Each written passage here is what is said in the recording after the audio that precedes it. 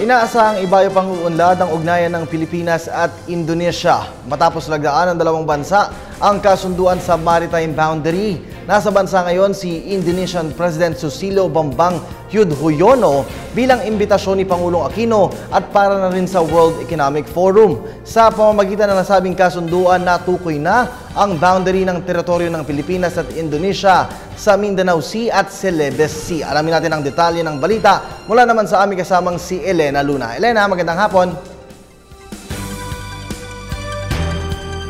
Magkasamang sinalubong ni Pangulong Aquino at Presidential Sister Maria Elena Bolsi Aquino Cruz, sina Indonesian President Susilo Bambang Yudhoyono at First Lady Ani Bambang Yudhoyono sa Palasyo ng Malacanang sa pangalawang araw ng kanyang state visit sa Pilipinas.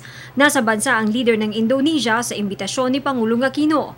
Nasa Pilipinas din siya para makibahagi sa nagaganap na World Economic Forum on East Asia.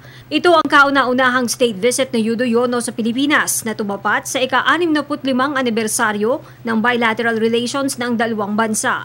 Your visit, Mr. President, is a reaffirmation of the strong bonds that Indonesia and the Philippines share as brother nations. It adds to the reservoir of goodwill between Filipinos and the people of Indonesia. Today's meeting indeed was comprehensive, productive, and meaningful.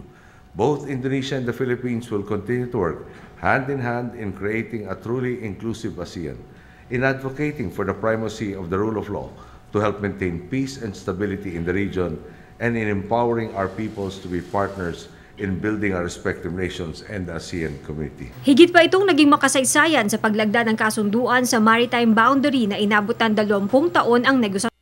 Naging saksi sina Pangulong Aquino at President Yudhoyono sa pagpirma sa Agreement on the Delimitation of the Exclusive Economic Zone Boundary kung saan natukoy ang hangganan ng Pilipinas at Indonesia sa Mindanao Sea at Celebes Sea. This is a milestone agreement that is founded on the principles of international law, particularly the United Nations Convention on the Law of the Sea.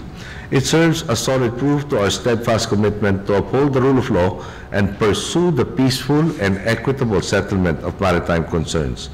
Nilagdaan din ang kasunduan sa larangan ng higher education at paglaban sa international terrorism.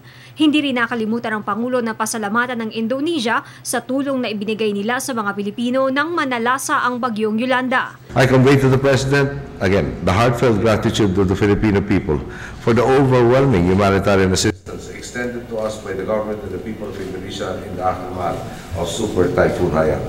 We also thank President Yudhoyono for his personal efforts to raise awareness as regards the humanitarian concerns brought about by Haiyan. As we build back our nation for the better, the Filipino people will continue to stand shoulder to shoulder with our Indonesian brothers and sisters as we continue to build an ASEAN community where no one is left behind. Ipinaabot rin ng Pangulo kay President Yudhoyono ang pagbati sa pagiging susunod na host ng kanilang bansa sa World Economic Forum on East Asia at sa tatanggaping Global Statesmanship Award na kauna-unahan para sa isang leader mula sa Asia. Mamayang alas 7 ng gabi ay babalik ng palasyo si Yudhoyono para sa state dinner. Mamayang gabi rin ay gagawaran siya ni Pangulong Aquino ng Order of Sikatuna na may pinakamataas na ranggong raha bilang pagkilala sa mga kapuri-puri niyang ginawa para sa mga Pilipino. Para sa Telebisyon ng Bayan, Elena Luna.